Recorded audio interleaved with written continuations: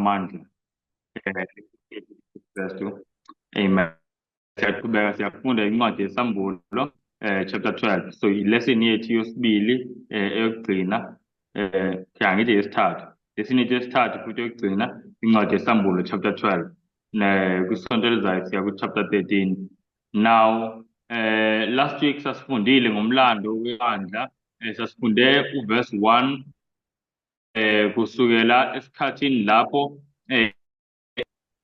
le testament elidala dele ukwamukela uMesaya abantu abayibandla ngempela likathembekile. Safunda amavesi ukuthi kwakunabantu abanjengoSimiyoni abanjengabanye futhi u-Ana wayekhuluma kubona babelindile ukufika kukaMesaya.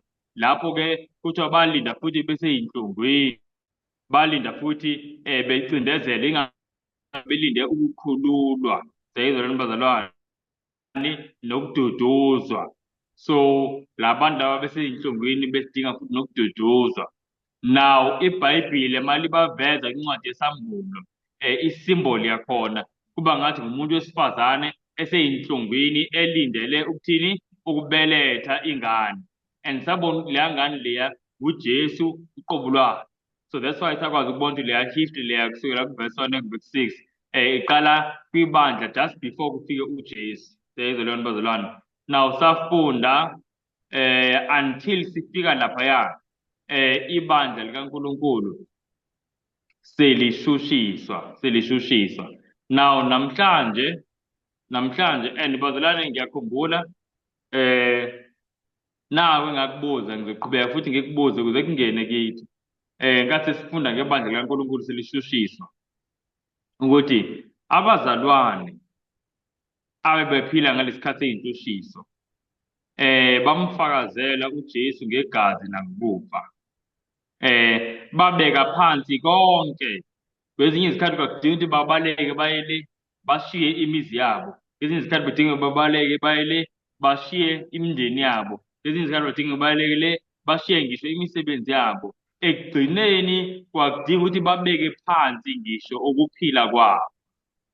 Nombuzo bazalwane engawubuza nami ngizibuza ukuthi yini le thina esiyigodlile esingayibeki phansi, ngoba uma ngaba nathi sizoma kule yintshutshiso ezizayo, ngoba iBhayibheli liyafundisa ukuthi kunezinye iy'ntshutshiso zokugcina ezizayo.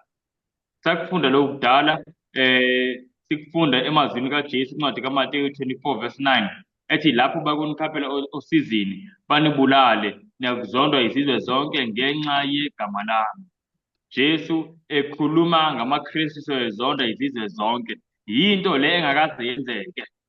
Yebo, amaKristu akazondwe esizweni esisodwa noma nje mhlambe kwi-continent, kodwa not all the nations, hayi izizwe zonke. Now uJesu mayekhuluma ngabantu abazozonda amaKristu izizwe zonke, usuke ekhuluma ngalesikhathi sethu sokugcina, iy'ntshutshiso zokugcina.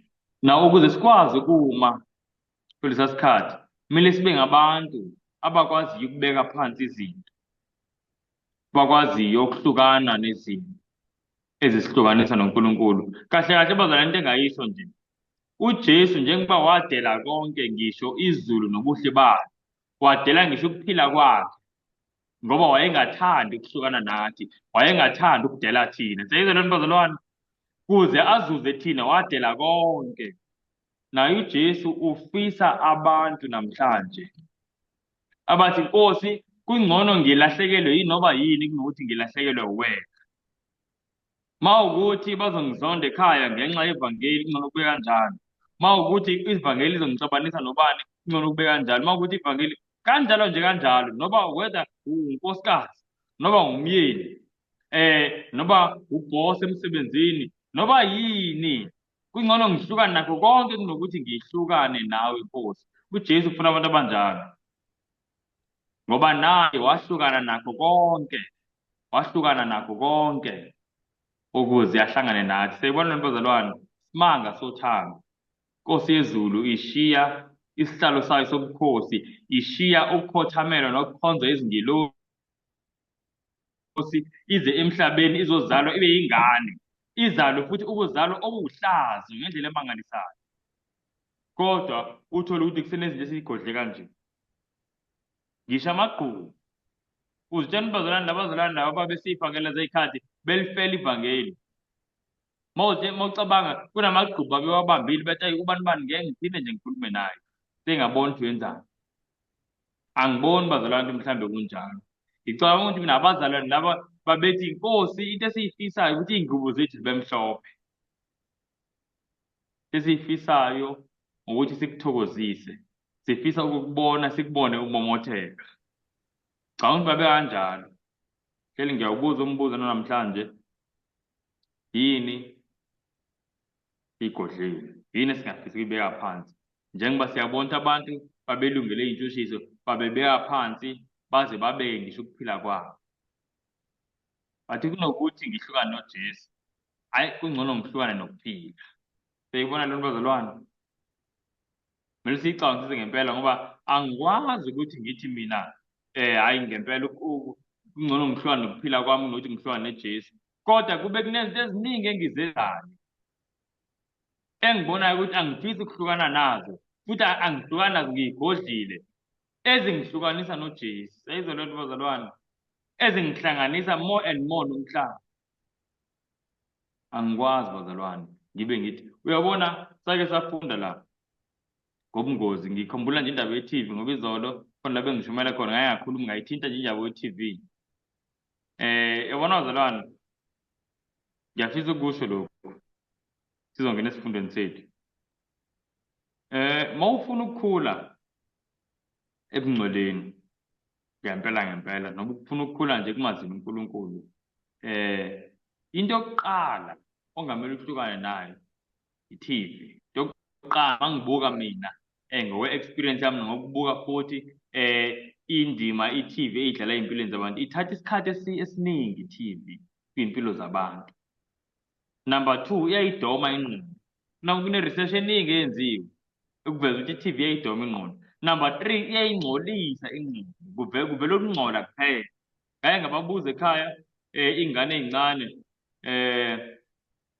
ngathi anike ningitshene uma ngaba la ku-TV kukhishwe konke ukuphinga, konke lokucabuzana okukhona nawo konke lamanga akhona, kuthiwa nje ku-TV ngeke basavela ay'bhamu, ngeke basashaya isibhakela ku-TV, ngeke yonke nje lento.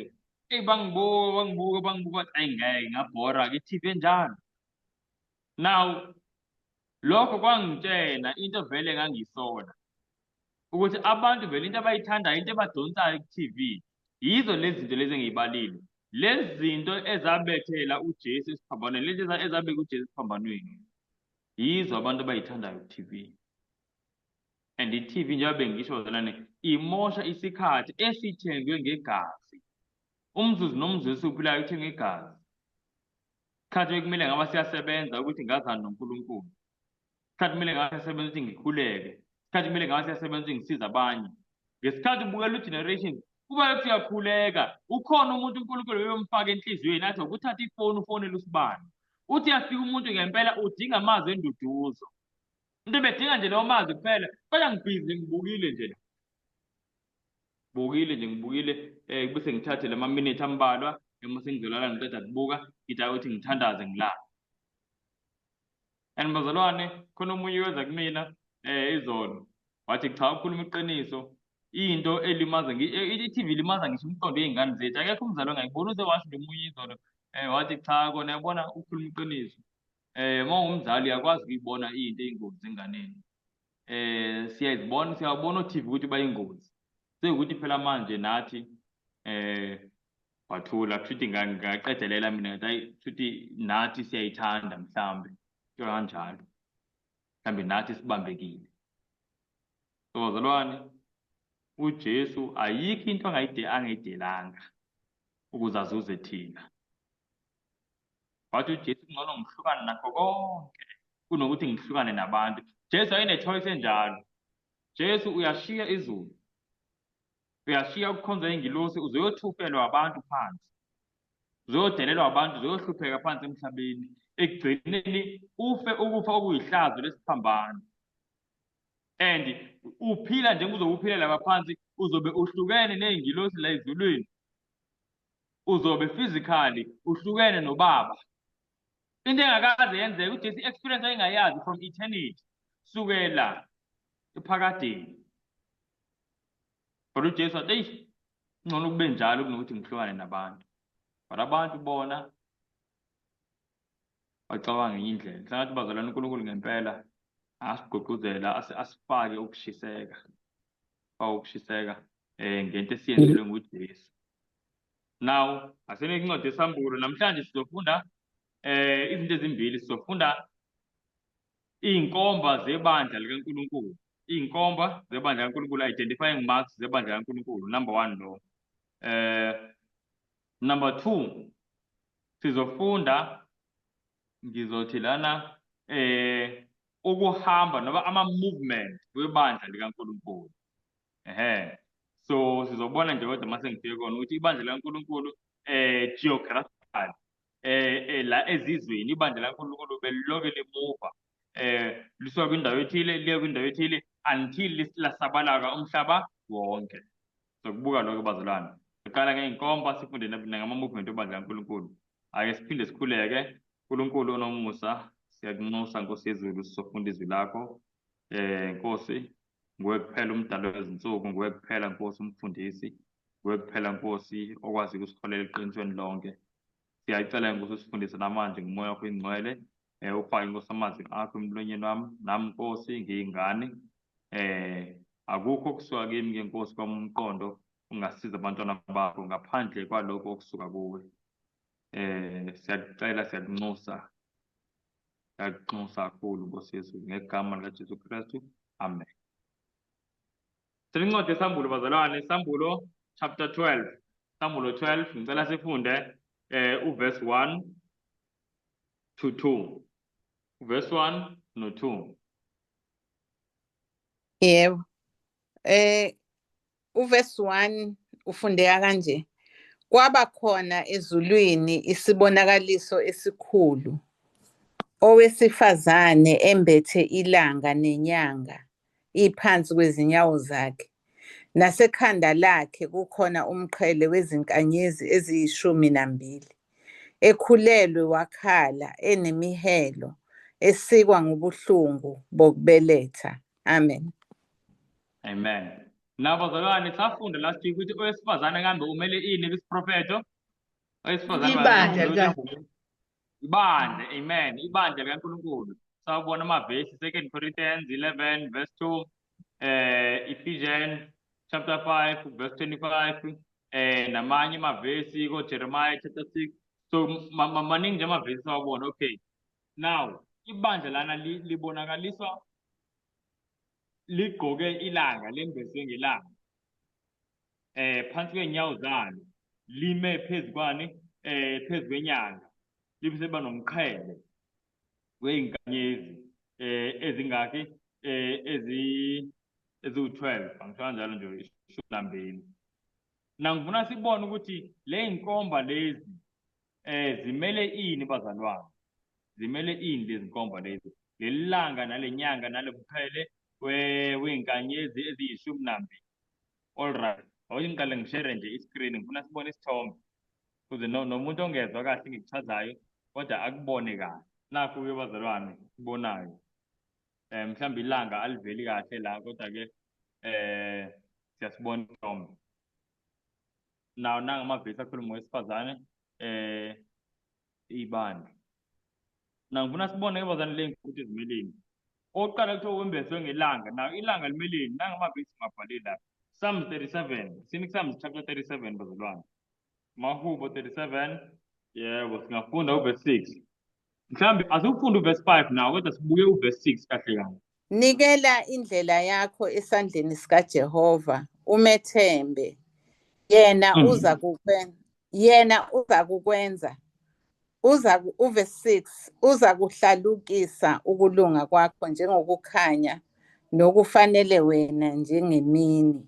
La kuverse 6 kuthiwa uza kuhlalukisa ukulunga kwakho njengokukhanya. Yini ukuhlalukisa? Ngicabanga ukuthi ucacisa into uyenze Okay. ubala. yenza obala, all right, yebo mhlawumbe singasho kanjalo. La kule siNgisi ithi he shall bring forth thy righteousness as the light. Seyizwe leyo nto. Now nayi into ebengingafuna ukuyisho ekuqaleni ukuthi ngesikhathi uNkulunkulu edala igama lenyanga nelanga awulitholi mayisaqala uNkulunkulu inyanga nelanga uzibiza ngani ngokukhanya. Kuthiwa uNkulunkulu wabeka izinkanyiso esibhakabhakeni ezimbili. Wathi inkanyiso enkulu yiyo ezolawula imini, inkanyiso encane ilawule ini ubusuku. Siyakhumbula leyo nto bazalwane. So ilanga kahle kahle it's a light, it's a great light. Siyayizwa leyo nto. So makukhulunywa ngowesifazane embeswe ilanga, kahle kahle umbese ukukhanya okukhulu. So uJohana ambona embese ukukhanya okukhulu. Ingakho embese ini ukulanga, ilanga. Ilanga, it is a light, a great light. Now ilight imeleni.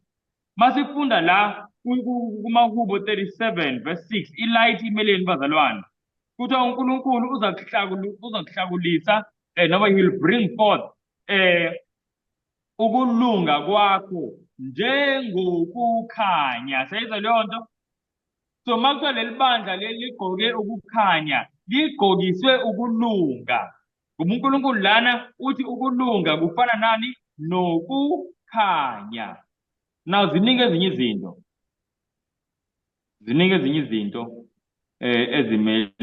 Mhlawumbe ezirepresentwa ukukhanya. Njengelizwi likaNkulunkulu. Siyibona leyo nto. So izwi liyisibane.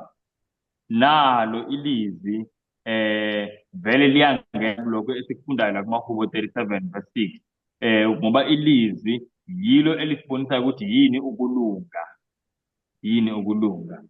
So ibandla leli bazalwane, into yokuqala ibandla kaNkulunkulu lembeswe ukulunga, ukulunga kukaJesu Kristu. Now leli bandla likuthole kanjani kambe ukulunga? Likuthole kanjani ukulunga? Verse 5, ngicela siphinde sifunde verse 5. Funa sibone something ngebandla likaNkulunkulu. Mesibuyela lapha kuverse 5 ufundeka kanje. Nikela indlela yakho esandleni sikaJehova. Umethembe, yena uza kukwenza. Bazalwane, sokuthi anikela indlela yakho kephi? Esandleni kuJehova. Umethembe, yena uzokwenza. So bazalwane, indlela uNkulunkulu aletha ngayo ukulunga kithi yilapho thina sinikela konke kuye. Ngiyafisa ukuphindile kule lesson. Abantu ababeyibandla noba ngathi abantu babeyingxenye yebandla likaNkulunkulu leqiniso ekuqaleni kwakungabantu abaphila lempilo yokunikela yonke into. Yonke indlela yakhe umuntu wayinikela kephi? Esandleni sikaJehova, futhi emethemba. Inkosi inikela konke kuwe. Wena lawula. Mawenza kanjalo uNkulunkulu uyaletha ke manje ukulunga. He brings forth the righteousness. Uyakuhlakulisa lokulunga, uyahlalukisa uyahlalukisa ukulunga lokhu. Njengani? Njengokukhanya. So siba abantu manje abambese ukulunga. Now ngiyafisa ukubeka lokhu bazalwane ukuthi kungani lento ibalekile. So basically uNkulunkulu lana ku verse 5 masingake sikhulume ngesiZulu esilula. Uverse 5 mayithi nikela indlela yakho kuJehova. Kahle ithi zinikele kuJehova. Surrender. Siyayizwa leyo nto? Surrender your life to God. Surrender. Nikela impilo yakho. Ingakho noma kuguquka, nomuntu mayiguquka, siye sikhulume ngokuzinikela kuJesu. Now namhlanje unfortunately leli gama lokuzinikela angazi ukuthi kwenzeke kanjani. Alisaqondwa kahle. Ngoba umuntu uye athi uzinikele. Kodwa uthi uyabona lo muntu angathi uyiphathele. Uyiphathela kanjani abe eyinikele futhi? Akwenzi umqondo. So ngiyafisa ukudlula ngephansi. Number 1 bazalwane.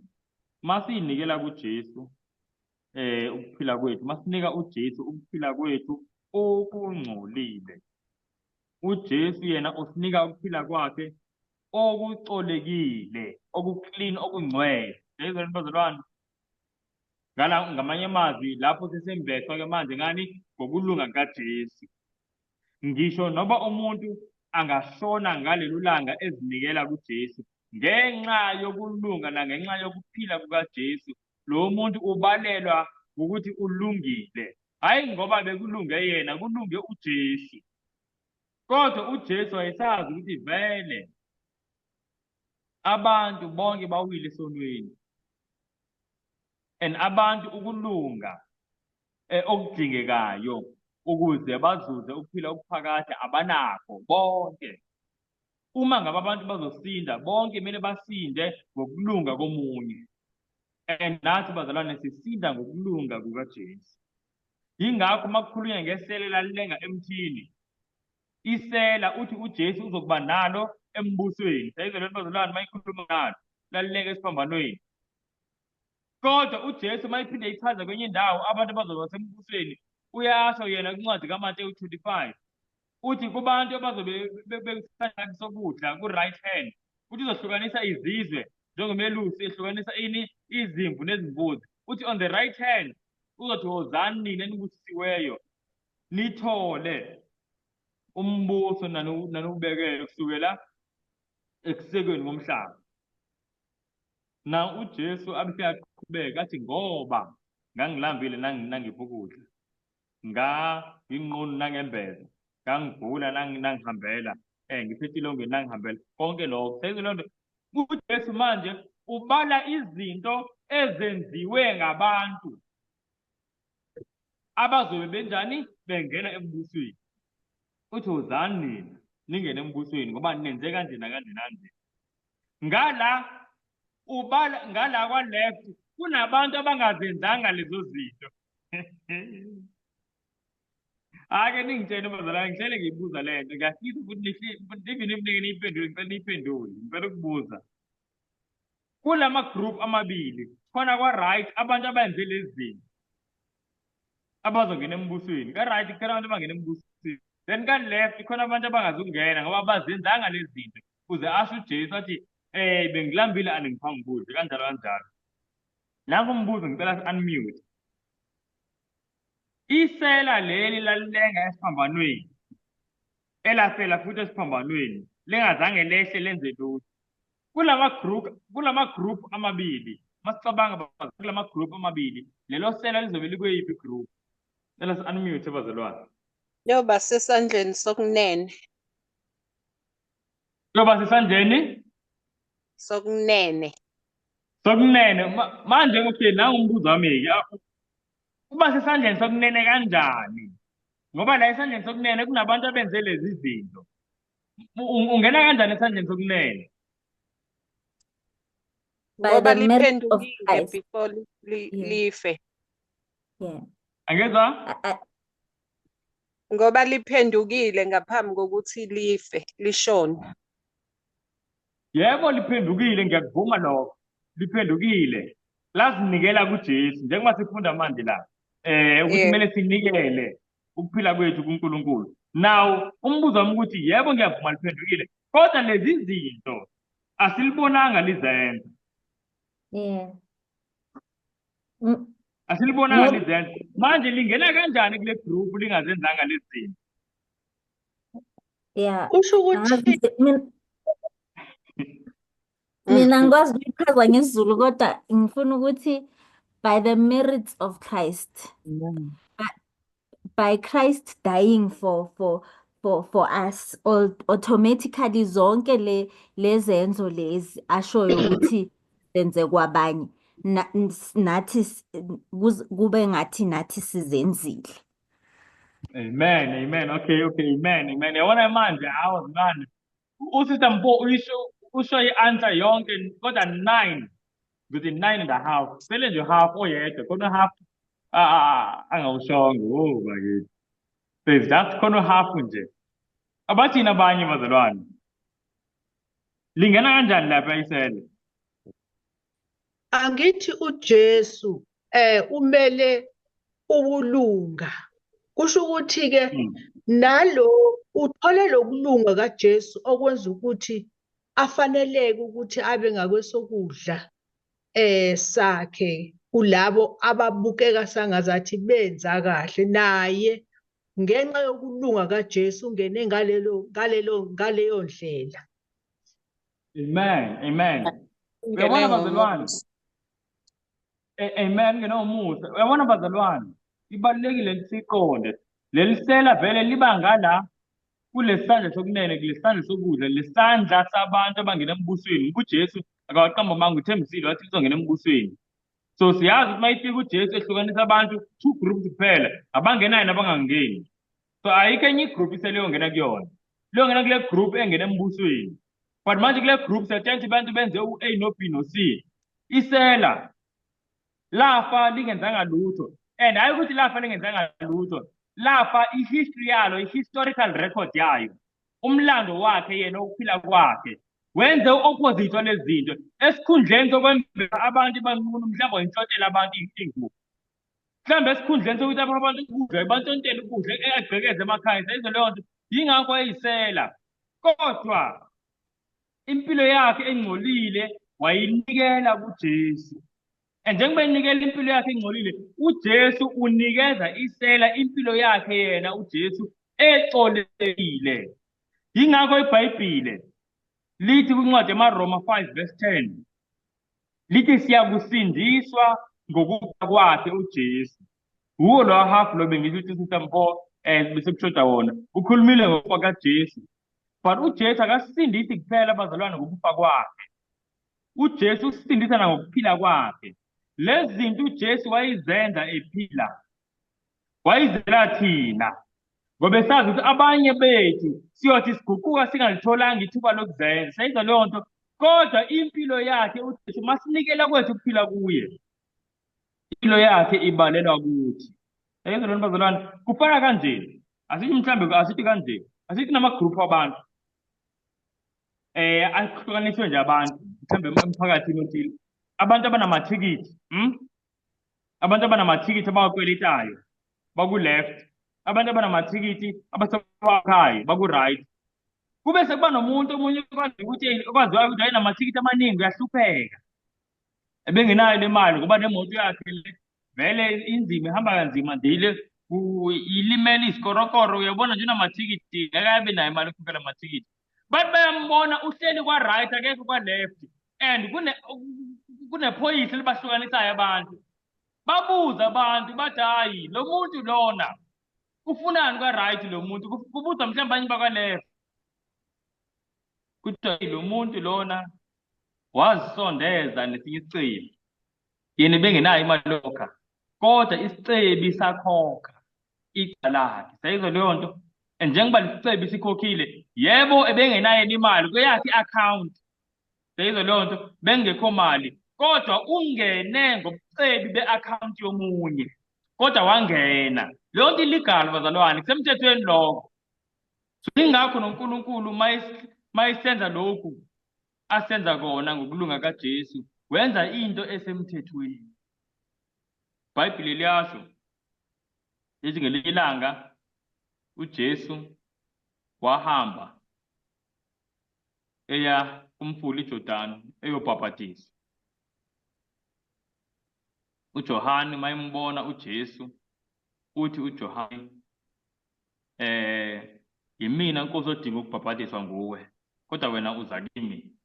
And uJohane wayeqinisile ngoba phela umbhabhadiso yinto eyenziwa ngabantu mase beshiye izono zabo.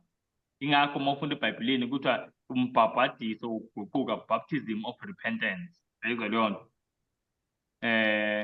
Now into ayemdida kakhulu uJohane ukuthi uJesu njengoba engenasono ubhabhadiswa kanjani. uJohane wathi inkosi kungcono wena ubhabhadise mina. Athi uJesu cha, Johane vumela ukuthi ngibhabhadiswe. Ngoba kumele ngibhabhadiswe kuze ngigcwalise konke ukulunga. Seyizo lento bazalwane. Kungani uJesu wayisho leyo nto ethi ufuna ukugcwalisa konke ukulunga? Yingoba bazalwane enye yezinto ekumele yenziwe umuntu ukuze angene ezulwini lokubhabhadiswa. Mawufunda kuJohn chapter 3 uthi uJesu ngaphandle kokuthi umuntu azalwe ngokomoya nangamanzi angeke ubone umbuso wezulu. Seyizwa leyo nto, nawo ukuzalwa ngamanzi ukubhabhadiswa. Leli sela leli bazalwane njengoba lingazange lilithole ithuba lokubhabhadiswa lingena kanjani? Ile nto yenziwa nguJesu. So uJesu uthi kuJohane, vumela ukuthi ngibhabhadiswe ngoba ngelinye ilanga impilo yami izomela impilo yomunye umuntu ongazange alithole ithuba lokubhabhadiswa ngenxa yokubhabhadisa kwami asinde umuntu. Seyizwa lento bazalwane? So wonke umuntu osindayo uyosinda ngokuphila kukaJesu. Phila kaJesu kuphela. Funa sikuqonde lokhu. Now uJesu nayo into emangalisayo ke enye. Yabona bazalwane le nto ngiyithanda kakhulu.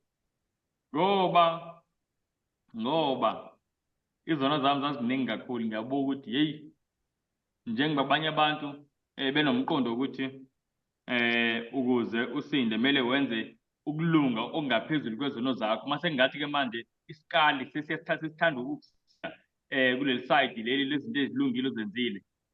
Ngamanye amazwi into ezilungile ozenzile sezazidlula lezi ezimbi wawuzenza ngaphambili. Sewuright ke manje. Kodwa uJesu afundisi leyo nto.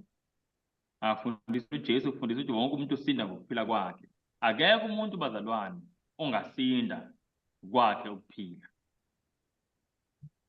Akekho umuntu ngoba once wenza isono ngisho esodwa ngeke basakwazi ukuthola umbuso wezulu. Ingakho uAdam noEve bakhishwe e-Edeni, bakhishwa ngenxa yesono esodwa eziningi. Ngifuna sikuqonde lokuthi i-requirement yokungena embusweni wezulu yini? Perfect righteousness, ukulunga okuphelele. Kusukela ekuqaleni uqala ukuphila uze uyokuqeda ukuphila kwakho. Akekho umuntu onento enjalo. No one has that to give. So wonke umuntu osinda uzosinda ngempilo yomunye. Ingakho lithi iBhayibheli uJesu mawufunda ku2 Corinthians 5 verse 17. 5 verse 21. Lithi uNkulunkulu umenzile uJesu obengenasono ukuthi abe yisono ngenxa yethu ukuze thina senziwe ukulunga kaNkulunkulu ngenxa yakhe. Yi-exchange bazalwane ekukhulunywa ngayo la. Ekubonakala ibandla liyembathile and engifisa nathi bazalwane liyembathe. Now number 2. Ngaphezulu kwalokhu uJesu akagcini lapho. Mayembathisa umuntu ngokulunga kwakhe uJesu. Ngoba lo muntu uzinikele kuJesu angisho. Impilo yalowo muntu akasayiphathelanga ngamanye amazwi. Uyiphathelwe ubani? nguJesu. Seyizwa leyo nto bazalwane. Mawucabangayo kumuntu onjalo, izenzo ezizobonakala izenzo zikabani. Ningitshene bazalwane. Mawukuthi umuntu impilo yakhe uyinikele ukuthi ngoba sikhuluma manje ngokuyinikela. Ukuze wembathiswe ukulunga according to this verse. Ukuze uNkulunkulu alethe ukulunga kuwe njengokukhanya. Kuthiwa kumele unikele indlela zakho kuye. But mawuzinikele kuJesu bazalwane sekuyena ophethe impilo yakhe. Ngoba manje ngiphethe iBhayibheli. Nali iBhayibheli ngiliphethe. Mangithi mhlambe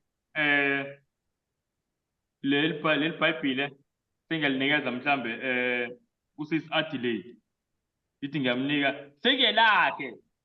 Angeke livulwe ngesikhathi bengikade ngilivula ngaso mina. Lovulwa ngesakhe isikhathi. Liyohlala lapho lihlale khona. Seyizwa leyo nto. Futhi ngisho nabafuna ukulikhava libe blue afake ikhava eright, uyolikhava yena. Lembeswa ngalento afuna yena lembeswe ngayo. Ngobani? Lisesandleni sakhe licontrolwa nguye. Kuyazwakala bazalwane. Na umuntu naye mayinikelwe kuJesu kubonakala impilo kaJesu kuye. Kubonakala impilo kaJesu kulo muntu. Ubethelwe nothi noKristu akasaphili yena kuphila uKristu kuye. So I hope leyo nto bazalwane siyayibona, very very important. NoMalachi chapter 4 verse 2 ukhuluma ngento eyodwa, ufanekisa ini ukulunga nokukhanya, mhlawumbe sike siyini kuwona.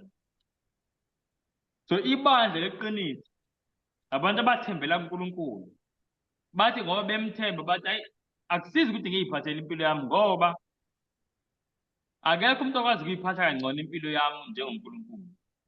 Akusizi ngiyikhethele izinto ngoba uNkulunkulu ngiyamthemba ukuthi izinto angifisela zona zinhle. And bazalwane kunjalo, ngicela ukusho nalokhu, angazi noma bazalwane niyangizwa.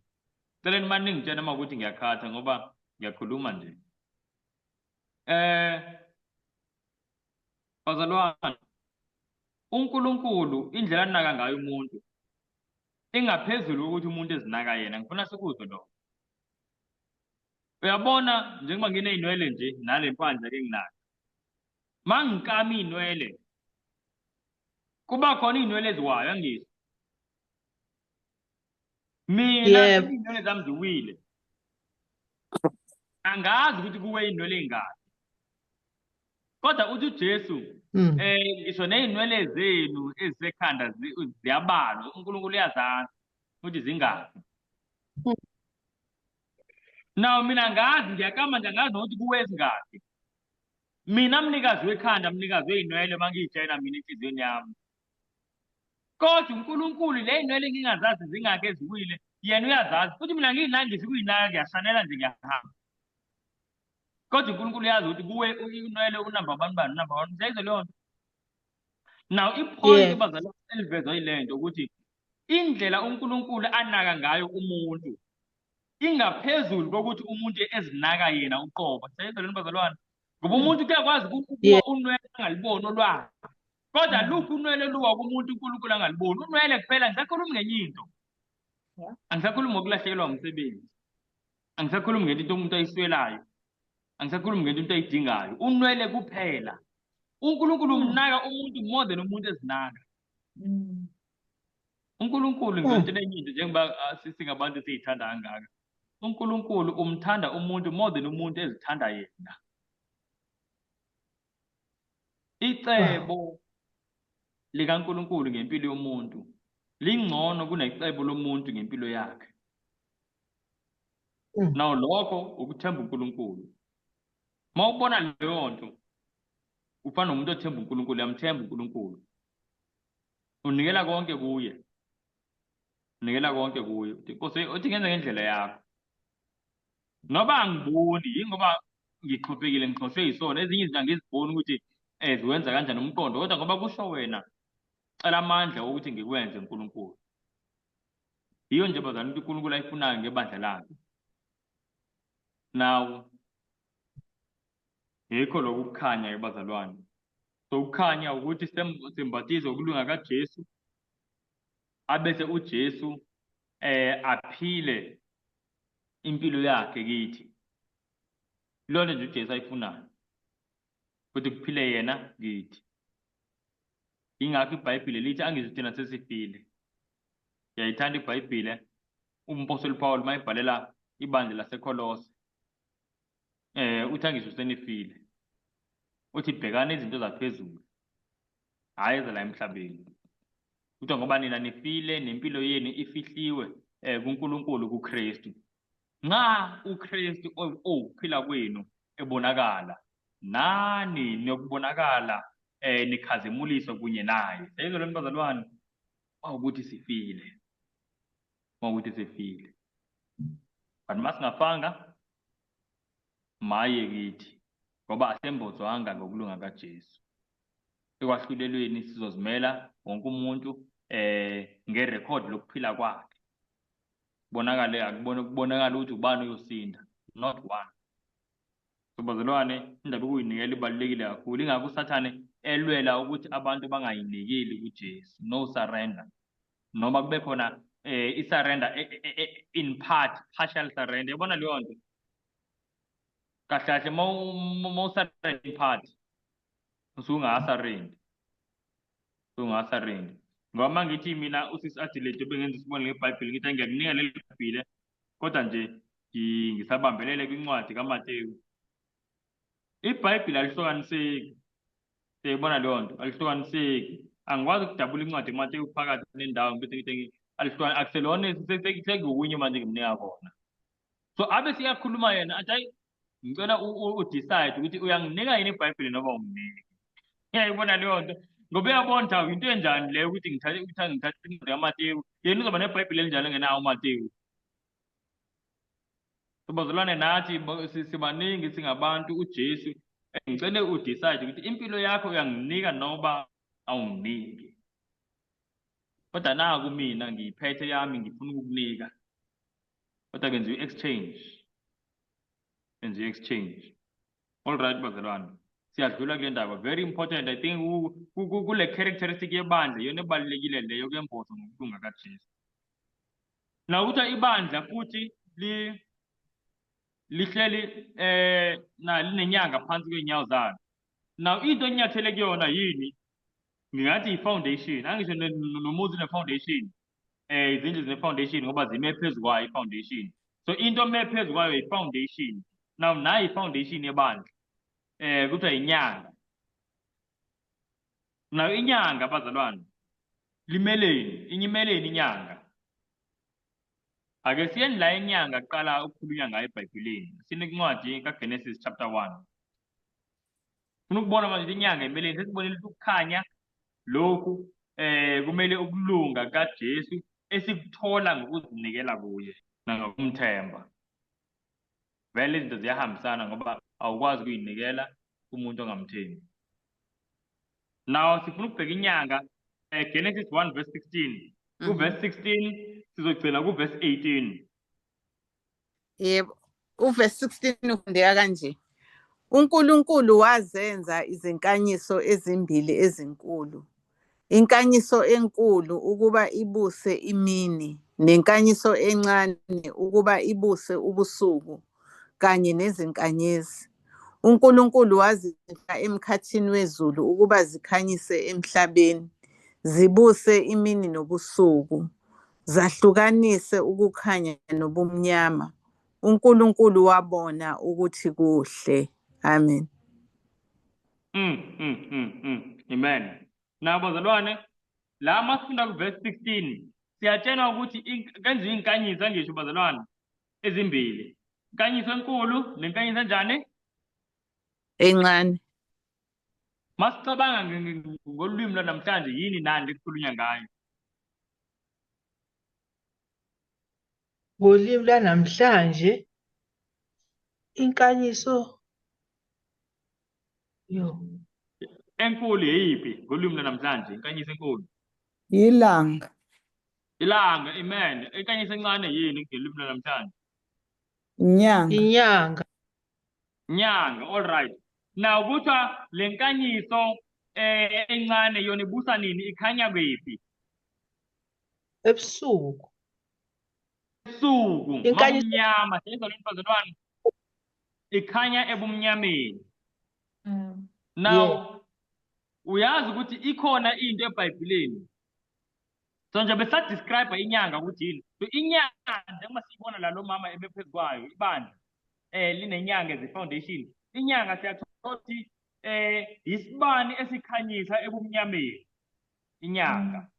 Now ufuna sibone ukuthi la eBhayibhelini yini enye efanekiswa nesibani, kodwa hayi isibani noba yisiphi. Isibani specifically esikhanyisa ebumnyameni. Yini efaniswa nesibani esikhanyisa ebumnyameni? Asile incwadi kaPetro, siyithole lento. Petro wesibili. Sesithola ukuthi yini ke inyanga imeleni. Ngoba inyanga is not any light, i-light ekhanyisa ebumnyameni. Mase kumnyama ngena yona. All right, ake sibukeni. Petro wesibili chapter 1 verse 19 kuphela. Sesinalo izwi lesiprofetho eliqinisekile kakhulu, enenza kahle ukuliqaphela kungathi liyisibani esikhanyayo endaweni emnyama kuze kuse. Ikhwezi liphumele ezinhliziyweni zenu. Amen. Amen. Bazalwane, siyayizwa leyo nto. Ilizwi lesiprofetho noma iziprofetho sifaniswa nani lana? Nesibani. Inyanga. Nesibani esikhanyayo ebumnyameni kuze kuse. Wonke umuntu yazi ukuthi isibani esikhanyayo kungakafi, esikhanyayo kuze kuse inyanga. Yebo. Siyayizwa bazalwane. So izwi lesiprofetho yilo elirepresenta inyanga la. So lana lo wesifazane njengoba embese ukulunga, but also siyatshela ukuthi wesifazane i-foundation yakhe bazalwane izwi lesiprofeti. And ngempela mawuthola ibandla laqala ibandla laqala phambi kokuthi uJesu azalwe, foundation yabo kwakuyizwi lesiprofeto.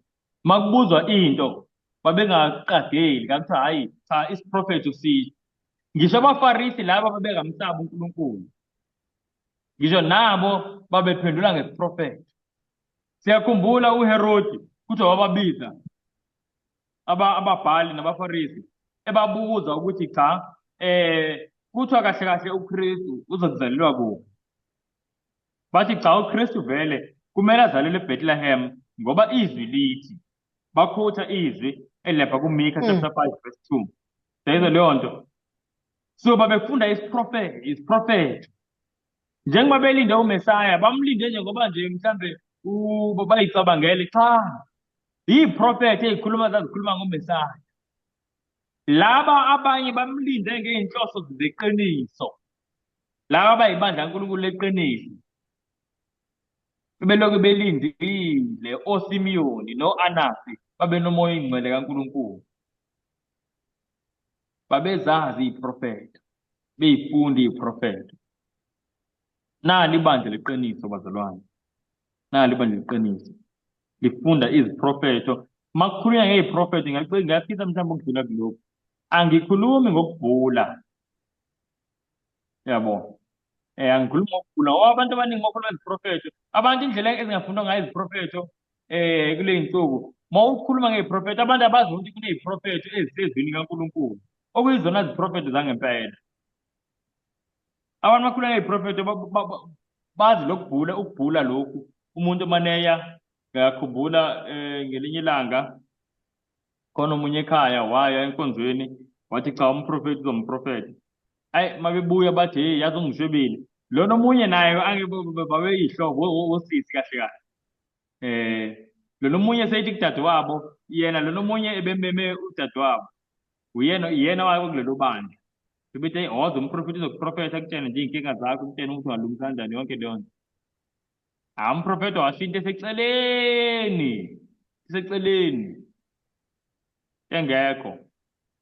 Bamebuya bayaxoxa ukuthi ungishwebile. Athi hayi kodwa kumele uphinde ubuye uthi omunye hayi kumele uphinde ubuye. Mawuphinde ubuye ngenza ukuthi mhlambe manje siyokuthola. Ngabuka ukuthi yabona into kanje ukubhula ke lokhu. Angathi umuntu umoya engcwele lokhuluma izinto aphinde ashwebe. Umoya engcwele ashwebe bazalwane. So isiprofeto bazamasikhuluma isiprofeto nasi lesi siphethe la izwini. Kuthiwa siqinisekile. Yamuzwa uthini la uPetro? Uthi sinelizwi eliqiniseke kakhulu, izwi lesiprofeto. So ibandla makuyibandla leqiniso kumele ifoundation yalo bazalwane ngikuphinda lokhu kube yizwi lesiprofeto. Kube yizwi lesiprofeto. Njengaleli bandla lokuqala. Now le inkanyezi zona zimele ini? Angeke ngidlule bazalwane kwizwi lesiprofeto sesiyakubona. So njengoba kuneziprofeto ezikuncwadi kaIsaya, iprofeto ekuncwadi kaDaniel, zonke le ziprofeto yizi iprofeto ekukhulunywa ngazo makukhulunywa ngeziprofeto. Naye inkanyezi zona zimele ini? Simele izingelosi. Oh yebo zimele izingelosi. Yawona khona obambile-ke. Bazalwane ave ngijabula khona obambile. Okay. Cela ukusho lokhu. Mhlawumbe ke sini sekuncwadi isambulo ngihlale sengiyichaza lento. Okay asingayi ngizoya makhona confused. But kwincwadi yesambulo inkanyezi zimele izingelosi. Kodwa futhi ziphinde zimele nabantu. Abantu abangabaholi. Abantu abangabaholi. Lokhu sikubonaphi? Kwincwadi yesambulo chapter 1. I-sequence yokunikezwa kwencwadi yesambulo. Iqala kubani kuJesu ukuthi isambulo sikaJesu Kristu wasinikezwa uNkulunkulu ukuze asinikeze izingcebo zakhe. Kodwa wasithumela ke manje ngengilosi yakhe kwinceku yakhe uJohane. Sikhumbula isambulo 1 verse 1. So siyabona isequence ukuthi isambulo sivela kuNkulunkulu siye kuJesu siye kwingelosi sengilosi siya kuJohane angisho uJohane mase isihambisa uthi yena usihambisela izinkanyezi zamabandla amangaki ayi12 awu12 yeke leyo nto Sambulo 1 verse 20 lo and uJesu achaza ukuthi le inkanyezi lezi zimele izingilosi zalomabandla zimele izingilosi naleli gama lithi izingilosi siyakhumbula salifunda leli gama lithi ingilosi igama lithi ingilosi igama lithi messenger so uJohane wayithumela lezi ncwadi kuma messenger noma kubaholi walamabandla ukuze babone isimo sebandla njengoba uJesu elibona futhi nesombululo sezimo semabandleni so izingilosi ziyarepresenta ingilosi inkanyezi ziyarepresenta ingilosi inkanyezi ziphinde zirepresente nabantu kuyazwakala abazalwane I hope niyakuzwa lokho mhlambe ayisibukeni ivesi elilodwa ke ekuveza abantu njengeinkanyezi before siye kuleli khona sekufana Genesis asena ku Daniel 12 isizathu ukuthi ngiveza amavesi bangcwele angifisi ukwenza isifundo sibe side hayi ngoba ngithanda isifundo sibe side kodwa ingoba ngifisa ukuthi ithemba lethu lingabi semntwini ithemba lethu libe sezwini lingathembi okusho mina nithemba ukuba sikubone ezwini kuyazwakala abazalwane njengoba noJesu naye evuka sekhumbula uJesu siya ku Daniel 12 njalo samkhumbula uJesu ehlangana nabafundi base-Emmaus bese endaweni yase-Emmaus kuLuke chapter 24 uJesu mayifuna ukubabonisa ukuthi ngempela uJesu uphile wavuka uyazi ukuthi wenzani azange enze isimangaliso athi buka ngivukile naku buka ngizikwazi ukwenza ama-miracle anje zange enze lokho lithi iBhayibhile mawufunda uverse 27 kaLuke 24 bungathi verse 27 kuthi waqala uMose waya nakubaprofethi bonke ebabonisa izinto ezazikhuluma ngaye uJesu wabenzela iBible study ngoba wayefuna ukuthi ukholo lwabo ne-faith yabo ukuthi ngempela uJesu uvukile inganciki kulesimangaliso mhlawumbe wayengasenza ngoba wayesazi ukuthi uJesu bangafika abanye abantu benze iy'manga bajukisa ibandla so uJesu wavele wabancikisa manje ukholo lwabo walincikisa kwinto engasoze igudluke izwi lakhe so bazalwane that's why simane siphenye amavesi ngalolu hlobo silandela isibonelo sikabani sikaJesu all right sikuDaniel chapter 12 angisho bazalwane Yebo. Cela sifunde uverse 3 Yebo. Uverse 3 ufundeka kanje. Abahlakaniphileyo bayakukhanya njengokukhazimula kwesibhakabhaka nabaphendulela abaningi ekulungeni njengezinkanyezi kuze kube phakade naphakade. Amen. Amen. Siyayizwa lento bazalwane kukhulunywa ngobani la ngabantu abaphendule abanye abantu ukuthi abazonjani bazokhanya njengani njengezinkanyezi so siyabuka ukuthi izinkanyezi ziyakwazi ukurepresenta ingilosi ziyakwazi ukuthi nokurepresenta ini abantu now la bazalwane zirepresenta abantu noma ngizothi zirepresenta izizwe kuleli bandla leli leTestament elidala njengoba ziwu-12 le nkanyezi mawucabanga bese senginitshenile ubheke kodwa ade ngibuze masicabanga le nkanyezi njengaziwu-12 zirepresenta eziphi izizwe bazalwane Izizwe zakwa-Israyeli, the sons of Jacob. buka moya manje kwincwadi kaGenesis chapter 37 asiyeni khona-ke Genesis 37 la amadodana akaJakobe u-Israyeli ebizwa ngey'nkanyezi ephushweni uNkulunkulu wabonisa uJosefa iphupho and kuleli phupho leli nakhe yakubonakala iy'nkanyezi zikhothamela uJosefa asifundeni Genesis 37 yebo verse 9 no 10 uverse 9 esiqala lapha kuverse 9 ufundeka kanje. Waphupha nelinye iphupho wabalandisa lona abafowabo wathi Bhekani ngiphuphe nelinye iphupho. Bhekani-ke ilanga nenyanga nezinkanyezi eziyishumi-nanye kwangikhothamela. Wabalandisa uyise nabafowabo. Uyise wamsola wathi kuye, yiphupho lini leli oliphuphileyo na? Impela mina nonyoko nabafowenu siyakuza sikukhothamele emhlabathini na? Right, Amen. bazalwane. So lana bazalwane, le nkanyezi eziwu-11 ayibonile uJoseph ephupheni zazirepresenta ini? Abafowa. Abafowabo phela, ngoba ichaza ngisho uverse 10, ubaba wakhe. Kube ephupheni uthi wabona yena ilanga nenyanga ney'nkanyezi eziwu-11 zimkhothamela. Mase ichaza uJakobe ubaba wakhe uthi ngabangela mina nonyoko. Nani na? Nabafowenu siyokukhothamela yini emhlabathini? Uthi wayemsola, wayemrebuka. Na ngicela ukubuza something very interesting. Asicabanga indaba lezi nkanyezi zazo-11 singekho 12 lezi azibonile ephusheni. Lezi zimkhothamelayo. Ngoba uyena. Angezwa? Akithi enye iyena. uJoseph ongowesi-12 manje yilezi eziyishumi-nanye yilaba. Hawu uqedile nje, ngiyajabula masilandela kanje. Lenenye uyena. So iy'nkanyezi lezi zirepresenta zirepresenta bazalwane ngizothi mhlambe abaholi bekuqala bebandla likaNkulunkulu u-Israyeli. U-Israyeli wayeyibandla likaNkulunkulu. So the heads yizo lezi yabo izizwe lezi oJosepha nabafowabo ley'nkanyezi lezi. Now bazalwane ngifuna sifunde manje quickly, isikhathi sami siyangiphelela, quickly ngokuhamba kwebandla la emhlabeni ezizweni. Ibandla likaNkulunkulu laqala kuphi bazalwane?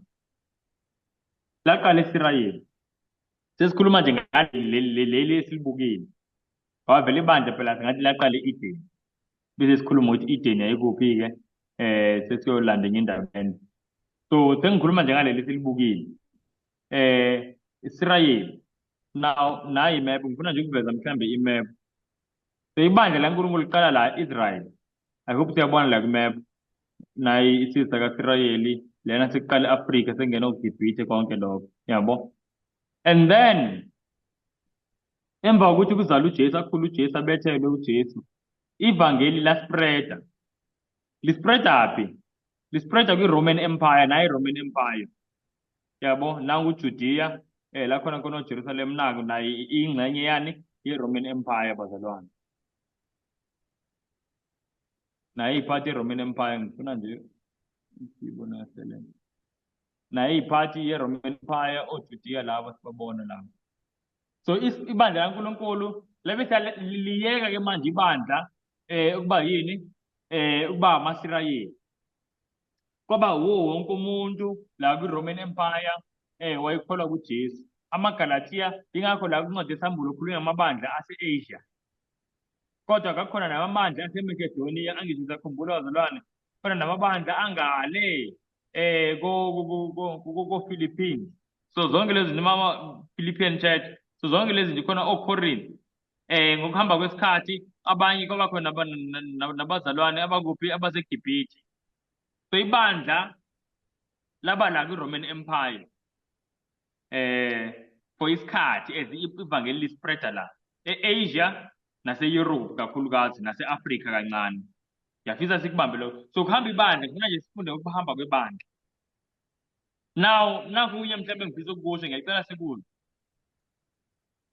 Lento engiyishoyo esiyibonayo nathi sonke yokuthi ibandla likaNkulunkulu beliseSirayeli okokuqala, akusho ukuthi ngaleso sikhathi ebengekho umuntu ongoyena umSirayeli noma ongekho eSirayeli obengakholwa noma ongeyona ingxenye yabantu bakaNkulunkulu. Siyazwakala bazalwane, ngoba phela uma ngaba kanjalo besiyobuza ukuthi hawu, ngoba naku nje phela izazi nazo zazimthanda uNkulunkulu, zimkhonza uNkulunkulu, waze wazambulela uNkulunkulu ngokufika kwendodana yakhe. Siyabona leyo nto. So baningi abanye abantu bezizwe ngezizwe babelithole kudala mhlawumbe ivangeli balibamba, kodwa yize mhlawumbe belingakhanyi ngokuphelele, kodwa babamba bebephethe. Nabo uNkulunkulu wayebathanda, ebathatha ukuthi abakhe.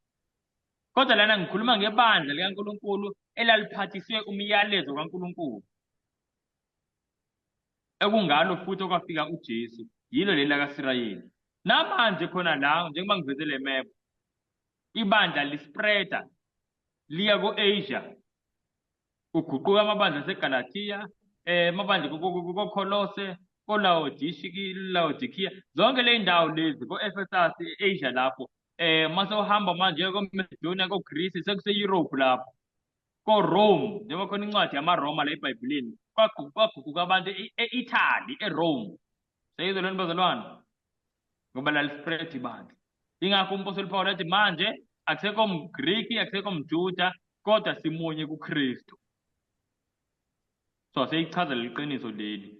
Now akusho ukuthi babengekho abantu ngaphandle, outside le ndawo le, babengamazi uNkulunkulu. Nala eSouth Africa babekhona abantu babemazi uNkulunkulu ngendlela yabo, futhi bemkhonza abantu uNkulunkulu ngendlela yokuthi umuntu wenza okulungile akwaziyo ukuthi ukulunga, kodwa isibani sevangeli ngokuphelele kwaso akanaso. Abantu abaphathiswe isibani yilo ibandla. Ngifuna sibone leyo nto ukuthi ibandla lisuke liphathiswe isibani. Ngake ngakusho last week lokhu ukuthi mawubuka ley'nkomba zonke zebandla ziyizibani, ziyinkanyiso. uNkulunkulu enye into afuna ukuyiveza ngebandla ukuthi ibandla la emhlabeni yilo eliphathiswe isibani, yilo eliphathiswe isibani.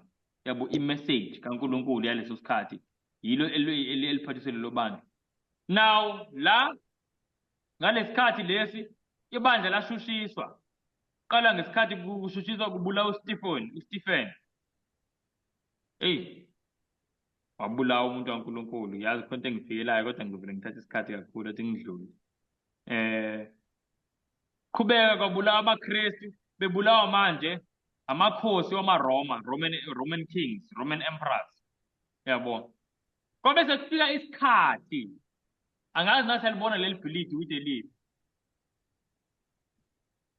Bhilidi leli kuthiwa yi-Vatican City, la kubusa khona uPhapa, inhloko yebandla i-Roman Catholic Church. Kwabe sekufika isikhathi la kukhandeka khona ibandla leli le-Roman Catholic Church, and then leli bandla malikhandeka kwaba khona ngingathi amabandla amabili ahamba kanje ngesikhathi esisodwa. Leli sekuyibandla limhlubukile uNkulunkulu, i-Roman Catholic Church, livezwa ngalo wesifazane kuncwadi yesambulo 17, sizofunda ngalo. Kube sekuba khona abantu babeshushiswa, beshushiswa ngabo oPhapa. Nabo oPhapa njengoba nibabona nje, uPhapa kusukela kokuqala, angathi kusukela kokuqala, kodwa nje nabo oPhapa ney'ngubo zabo zamagolide namaperele, njengoba nje lisho iBhayibheli incwadi yesambulo 17. Ibandla leqiniso yileli lalishushiswa ngoba kwaba khona ukwehlukana ngesikhathi kubusa oPhapa. Ibandla laqhekeka, abathanda i-compromise nomhlaba baba one side, abathanda iqiniso baba one side. Yaqala impi, abantu babemfakazela uJesu ngegazi nangokufa. So ibandla laqhubeka ngaleli hlobo unyaka u-538 AD uzoma ku-1798. Now ngesikhathi ibandla lishushiswa, ibandla labaleka. Mhlawumbe sifunda amavesi nje, aseni incwadi yesambulo ngoba lo mlando nto engikhulumayo la incwadi yesambulo 12, senisambulo 12 bese ngifuna ukujaga bakithi. Kodwa-ke Yebo, siya kuvesi ba. Ngicela sifunde nje kusukela kuvesi 13 ukuya ku-16, sibambe nje lo mqondo 13 to 16. Okay. Yebo. Uma siqale lapha ku-verse 13 fundeka kanje. Kuthe uDraco esebona ukuthi usephonswe phansi emhlabeni, wazingela owesifazane owayezale umntwana wesilisa.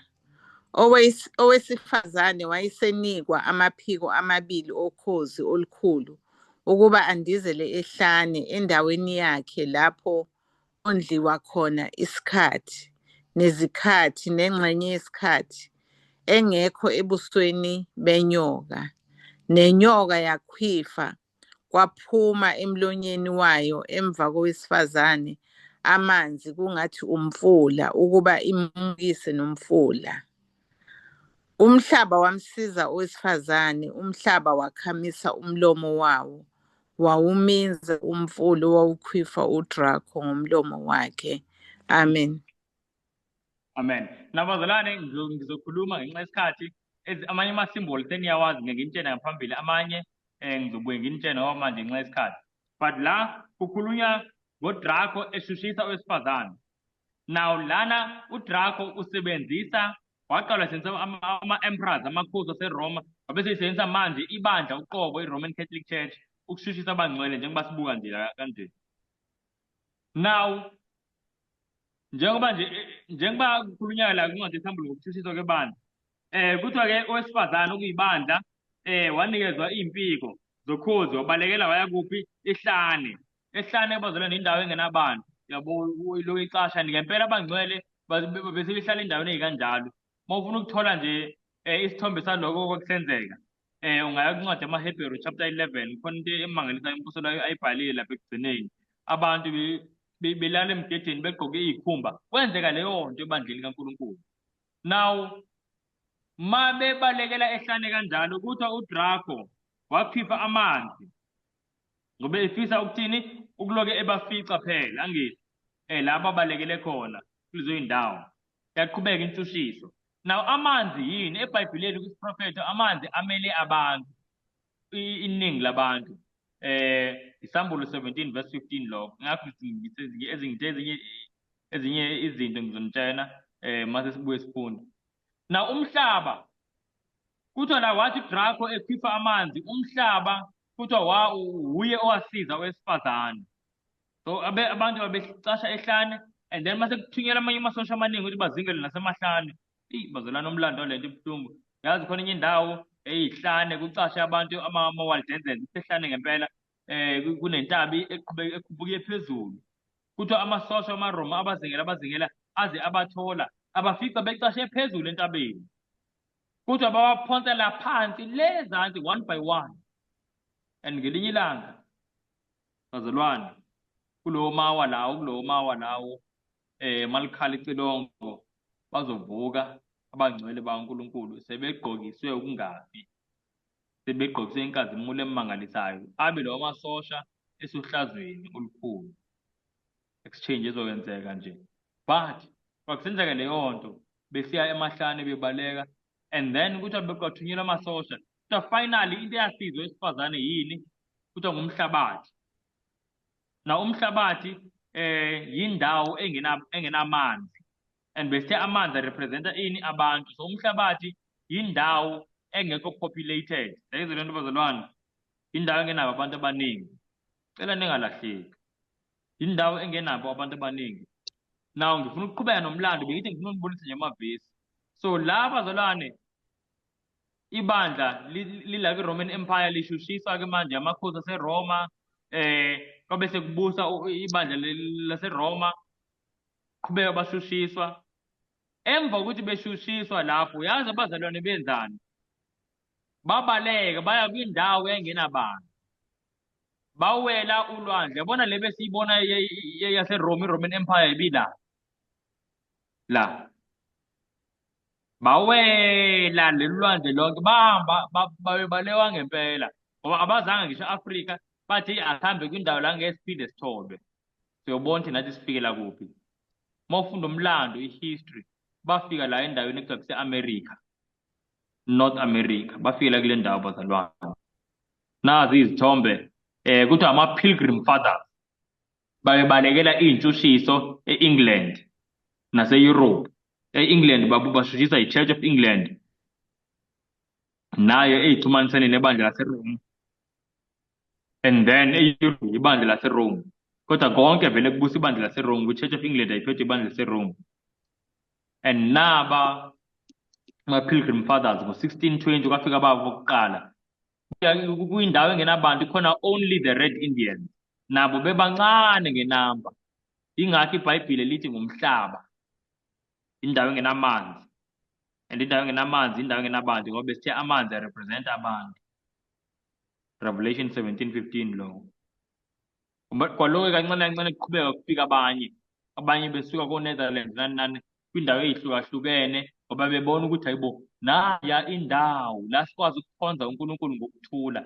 Abantu bashiya amakhaya la. Yingakho namanje e-America imithetho yakhona iyafana neyase-England. Khona ngisho indawo ekuthiwa kuse-New England, America, khona kuthiwa kuse-New England, ngoba babesuka la abaningi. Nabanye basuka kwiy'ndawo ngey'ndawo ey'hlukile, o-Roger Miller, abantu abaningi bebalekela iy'ntshushiso. So ibandla geographically lashifta-ke manje lasuka kephi e-Europe kwi-Roman Empire, laya kuphi e-America kwi-Free World, ke ibizwa nge-Free World okanye nge-New World. Yingoba lana njengoba kwafika abantu abaningi la e-America, bafika bengenankosi, akekho futhi owazenza inkosi. Akaze kube nenkosi e-America, akaze kube nenkosi. So lokho nje yaqala e-America kuze kube namhlanje. So it was a free world. And ngoba bebalekela iy'ntshushiso, bathi uma befika la bathi kahle kahle kumele lesi kube yisizwe esivumelayo ukuthi umuntu akholwe ngokuqhutshwa unembeza wakhe, angaphoqwa ukuthi akholwe kanjani. So it was a free world. Yagcwala indawo, yingakho yasheshe-ke manje yathini ngizothi yaphumelela, kube ya-invite abantu abaningi ukuthi nje bazohlala khona, and abantu bafika ney'kili zabo ey'hlukile, yathuthuka-ke indawo. Very, very amazing. So yingakho uma ukuthi uyayilandela nje i-church history ngisho nala e-Africa, South Africa, akhona amabandla alwe mhlambe abantu ama-missionaries asuka ko-England here and there, but mawubheka khona i-movement khona i-movement engifuna uyiveza nje, yabo le kuthiwa i-evangelical movement. Amabandla amaningi aqala i-evangelical movement. Now i-evangelical movement isuka America. Yayizwa leyo nto uma kukhulunywa namanje namhlanje kuthiwa elevangeli, kukhulunywa ngenkolo yasuka eMelika, la ibandla laNkulunkulu labalekela khona geographically. Akusho ukuthi le eRome kwasala kungekho nomuntu oyedwa uNkulunkulu athi ngowakhe. Cha, babekhona bebaningi abantu bakhe, bebaningi mhlawumbe bengaphezulu kwalabo abahambile. Kodwa manje iqiniso likaNkulunkulu laliphathiswe laba babehambile beyale eMelika. So ibandla laNkulunkulu yilo eliphatha isibane sikaNkulunkulu, iqiniso lakhe laleso sikhathi. Yingakho i-evangelical movement yaspreada njengomlilo obasiwe, spread kuyo yonke indawo. Yayizolwana bazalwane. So lokhu kuqala nini? 1620. Then ngo-1798 yila kuphela khona umbuso kaPhapha, la kuphela khona ukubusa kaPhapha. La kusukela la eyalishushisa ibandla, yalishushisa libulale, and then abazalwane bayacasha emahlathini nasey'ntabeni kanjalo. Abalandele babuka ukuthi hey, kuyafana ngisho nosicashe ey'ntabeni, lo muntu siyasifica sibulala. Then ngo-1620 mhlambe somewhere la bathi ngcono sivele sihambe nje kuyo yonke indawo la kubusa uPhapha. Bafika kanjalo-ke eNorth America khona ama-Red Indians.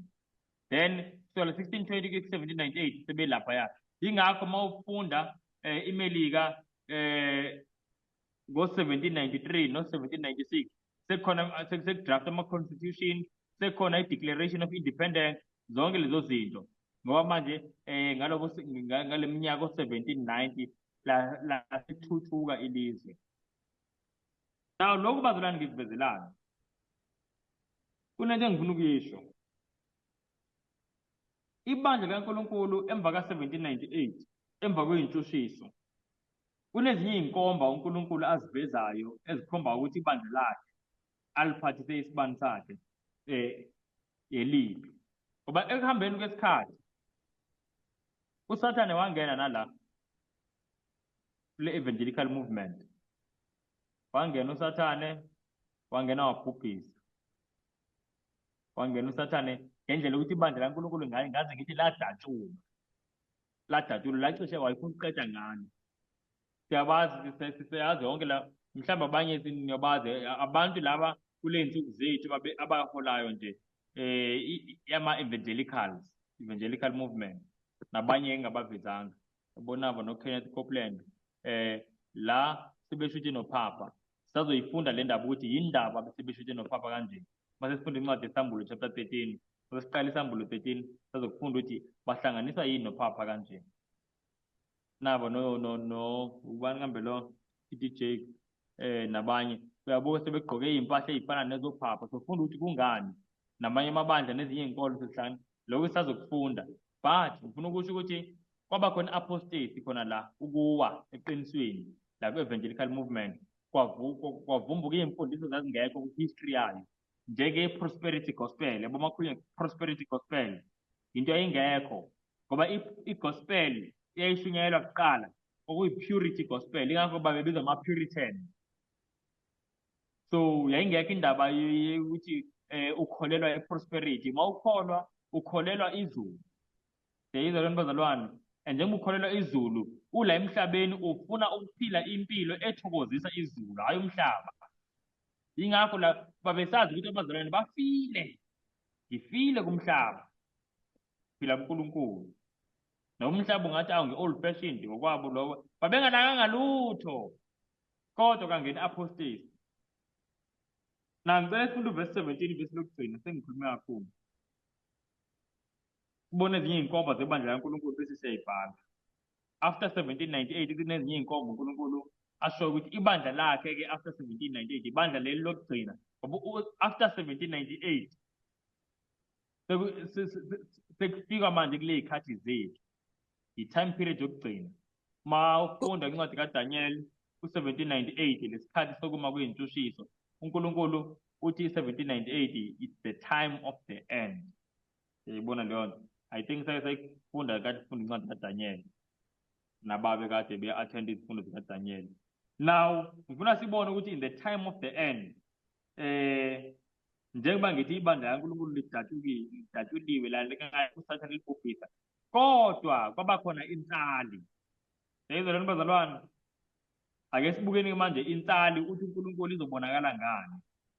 Asifundeni verse 17. Kuyiphi incwadi? Sambulo 12. Kusona isambulo.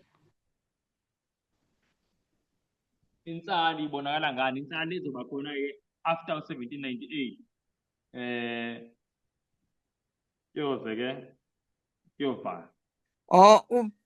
Verse 17 ufundeka kanje. uDraco wamthukuthelela owesifazane wamuka, wayokulwa nabaseleyo benzalo yakhe, labo abagcina imiyalo kaNkulunkulu nabanobufakazi bukaJesu. Amen. Amen. Nabe sifunde ukuthi ibandla laNkulunkulu identifying mark number 1. Ake sibuyele nje kuwo nje, ufuna ukuthi singawakhohlwa. Identifying mark number 1. Besifunde ukuthi ibandla laNkulunkulu abantu abamthembayo uNkulunkulu, abayinikele, abambese ukulunga kwakhe. And futhi siyazi yebo bawukukhanya, ngoba ukukhanya okunye okukhulunywa yizwi iBhayibheli ukuthi kukhanya yini kumele izwi iBhayibheli uqobo. So yibo abakhanyisela umhlaba wonke ngolwazi lukaNkulunkulu eBhayibheli laNkulunkulu. Then okunye sikufundile futhi ngebandla laNkulunkulu ukuthi ibandla laNkulunkulu line foundation eyiprofeti. Then safunda ngey'nkanyezi, ngiyajabula ngibuyele kulena, glory to God. Kathi ngintshela ngey'nkanyezi kunento engiyikhohliwe. Lana kwiTestament Elisha iy'nkanyezi lezi eziyi-12 yiy'mfundiso zabapostoli. And mafunda incwadi yezenzo, mhlawumbe seningalibhala phansi ivesi, ngicabanga ukuthi Acts chapter 2, mangingaphosisi uverse 42, sukela verse 40 kuya verse 42. Kuyachaza kahle lapho ukuthi ibandla lakhula liqhubeka ngey'mfundiso zabapostoli. Yayizwa leyo nto bazalwane. So ibandla likaNkulunkulu leqiniso lizobonakala ngokuthi lilandele iy'mfundiso zabapostoli. Because Old Testament iy'nkanyezi zazimele ini iy'nhloko zezizwe zakaJuda, Joseph bonke labo. And then kwiTestament elisha la manje akusekho Israel wenyama, kodwa manje sengu-Israel kamoya. Iy'nkanyezi lezi eziwu-12, ingakho uJesu ayifuna ukuthi kube u-12 nabapostoli, kodwa makhona ophumayo kaphinde kwangena omreplaceayo, imfundiso zabapostoli. So ibandla elizothi hayi mina incwadi kaPaul angiyifuni, noma ibandla elizothi hayi mina incwadi kaPeter angiyifuni, hayi mina incwadi kaJames angiyifuni, vele wazi ukuthi lapho nje sewulahlekile. Now, so identifying mark number 1, bembeze ukulunga. Identifying mark number 2, foundation yebandla is prophet. Ibandla la kufundwa khona is prophet. So la kwi-New Testament manje isikhathi sethu, New Testament church is prophet zezwi likaNkulunkulu. Prophet esikhulu uNkulunkulu ashiye nazo bazalwane kwi-New Testament, incwadi yesambulo, ekuyiyona ephinde ihambe iyoxhumana nencwadi kaDaniel. Yayizwa bazalwane. So ngamanye amazwi angibeke nje kanje, kwiTestament elisha ibandla likaNkulunkulu njengoba i-foundation yalo yiziprofeto, iziprofeto ezinikwe nguJesu. Ibandla leqiniso namanje kulezi sikhathi zokugcina lizobonakala ngokukhuthalela iziprofeto, ngokukhuthalela incwadi yesambulo, ngokukhuthalela incwadi kaDaniel, ngokukhuthalela incwadi kaMateyu 24, khuthalela incwadi kaMark chapter 13, khuthalela incwadi kaLuke 21. Iziprofeto lezo nezinye-ke iy'profeto umane uyithola lapha nalaphaya embhalweni kampostoli uPaul nabanye. Kodwa nje isiprofeto esikhulu njengoba ngisho incwadi yesambulo, ibandla lokugcina, i-foundation yakho, ibandla kaNkulunkulu leqiniso lizobonakala ngokukhuthalela lezi ncwadi. And then number 3 bazalwane, mhlawumbe ngithi number 4 ngoba number 1 kwembeza ukulunga, number 2 ukufunda imbhalo yabapostoli, and then number 3 ukukhuthalela iprofeto, number 4 la verse 17 manje kuthiwa insali, into eyinsali into esele kade kubhujiswa, and mayisele inezinto eziningi ezifana nalokunye okuprevious. Lezo lento bazalwane iyafana nale previous, into esele. It's like mhlawumbe bengineskipha bese sishe bese kube khona nje insali yeskipha, material efanayo naleso skipha esishile. Now kuthiwa number 4, ibandla lokugcina lizobe ligcina imiyalo kaNkulunkulu. Yazi kungani uNkulunkulu ekhulume bazalwane ngale nkomba yokugcina imiyalo? Ngoba wayesazi uNkulunkulu ukuthi izikhathi zokugcina izobe siphila kuzo izobe igcwele imfundiso yokuthi imiyalo kaNkulunkulu ayisangendawo, ayisenamsebenzi. Imfundiso engamanga obviously siyazi ukuthi amanga, ngoba phela awukwazi ukuthi hayi mina ngiyaphinga ngoba imiyalo cha, wonke umuntu okholwayo uyazi kumele aphinge. So umyalo uxatshene nawo kakhulu kahle ulo ososenta ku-10 commandments, umyalo wesabatha. But uNkulunkulu uthe ibandla lakhe lokugcina lizobonakala, identifying mark number 4, ngokugcina imiyalo yakhe, including, ayisho ukuthi eminye gcina nje yonke imiyalo, including nalo wesabatha, lo myalo owaqala singabika isono, Genesis chapter 2, othi uNkulunkulu futhi uzobe ukhona ngisho noba sesiphelile isono kumhlaba omusha, Isaiah 66, kuthi sizohlangana isabatha emva kwesabatha. Yayizwa leyo nto bazalwane. So uNkulunkulu uyenzelani leyo nto ukuthi aliqede isabatha nje for isikhashana esincane lesi emva kaJesu, kodwa uNkulunkulu belikhona sonke isikhathi kusukela ekudalwa kuze kufike uJesu belikhona isabatha. And then uNkulunkulu vele aliqede nje kwesikhashana, kodwa usazophinda lilethe futhi kumhlaba omusha. Uyenzelani into kanjalo? Imfundiso njengamanga nje, into engekho nje ngempela. Into ayikhulume ngomlomo wakhe, ayibhala ngomunwe wakhe. Zonke ezinye izinto siyazithola zikhulunywe ngompostoli Paul, ezinye izinto siyazithola zikhulunywe ngoPeter, zikhulunywe uNkulunkulu ngabo. Singathi mhlambe yibo, zikhulunywe uNkulunkulu ngabo. But kunento uNkulunkulu ayikhuluma ngomlomo wakhe straight, engathembanga ngisho ukuthuma uMose. Hayi ukuthi wayengekho umprofeti ngalesi sikhathi. iBhayibheli lithi uMiriam wayengumprofeti, prophetess. uMose wayengumprofeti naye. but uNkulunkulu wathi cha andingeni imeni ke eceleni lena into ngifuna uyikhuluma mina imbala kuze ngabikho umuntu oyothi ngumthetho wakho Mose kodwa ke ngize kunjalo abantu bayasho so bazalwane bengithi angivezele zeyinkomba then eyesihlanu sokubuye siyifunde kuthiwa ibandla lokugcina kulesikhathi sokugcina esikusona lizobe linani nobufakazi bukaJesu Kristu so bazalwane siyafisa ukuthi leyinkomba sizibukisise ngoba kukhona ukuthi umuntu mayifuna ibandla athi ngifuna ibandla engazalelwa kulo noma labazali noma ngifuna ibandla elenza ukuthi mina ngiyakuthanda ukuthi umunye mayithanda ukudansa tena ngifuna ibandla ekunyakazwa kulona uyabona mawenza mawukhonza uNkulunkulu awukwazi ukuthi ukhonze uNkulunkulu ngendlela ofuna ngayo wena fana ukuthi mangizocela iqanda ngithi hayi bengisacela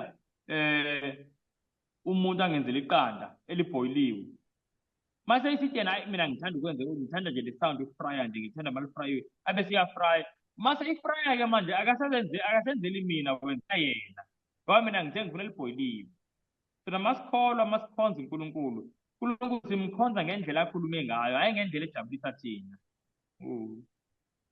okuclear lokubazalwana so very very important ma-identifying marks yobandla kaNkulunkulu eqiniso ibandla bengishilo ukuthi ibandla leqiniso yilo eliphathise isibani saleso sikhathi hayi ukuthi yibo kuphela abantu uJesu athi abantu bakhe emhlabeni njengoba kusukela ngesikhathi sesirayeli abekho abanye abantu bakaNkulunkulu kodwa uthola abanalo iqiniso ngokuphelele kwalo nangesikhathi abazalwane ibandla uNkulunkulu walisuse kwi-Roman Empire walisa eMelika babekhona abantu ezinye indawo baliphethe iqanali bayamkhonza uJesu bakhe kodwa abanalo iqiniso ngokuphelele kwalo namhlanje kunjalo baningi abantu bakaNkulunkulu abangekho ebandleni elihamba ngale inkomba engikhulume ngazo namhlanje wonke umuntu sisonke ukuyihlola kwakhe ukuthi mina la ibandla lami ngaba zikhuthalelwe yini iprofeti ngaba siyayigcina yini imiyalo kaNkulunkulu ingaba siyayishumayela yini indaba yokuyembathiswa ngokulunga kaJesu ingaba sembathiswe yini ngokulunga kaJesu ingaba sizinikelile yini ukuphila kwethu kulawulwa nguye yini uJesu kube indaba leyo ngempela kuyiyona eshinyayelwayo hayi indaba yeprosperity bazalwane uNkulunkulu athi angasisiza-ke masiyihlola sikhumbule kodwa kakhulukazi konke esikufundile ney'nkomba ukubaluleka okunikelwa komuntu kuJesu ukuze uJesu amemboze ngokulunga kwakhe ukuze uJesu amsebenze umuntu aveze uJesu impilo yakhe kwimpilo yomuntu kubonakale ngempela izenzo zomuntu ukuthi cha lo muntu akasayiphethe uphethwe yiwundlu ake sibhaleni bazalwane ngomkhuleko Father, in the name of Jesus Christ, we thank you for the study. Please, Heavenly Father, siyacela kakhulu Nkosi yezulu njengoba sosifundisile ngezinkomba zebandla lakho siyacela Nkosi usincede sibe nakho ukuzihlolisisa Nkosi ngoba konke esikufundayo kuvela kuwe and konke esikufundayo Nkosi siyakholwa uba kuyaxaka sekukuthi ke Nkosi ba siyazihlola sifika kuphi and amanyathelo esathatha emva koko ngamaphi nceda kakhulu Nkosi yezulu please Father ngegama likaYesu Kristu waseNazaretha siyacela amen. And as for me, I will behold thy face in righteousness. I shall be satisfied when I awake with thy likeness. I want to be just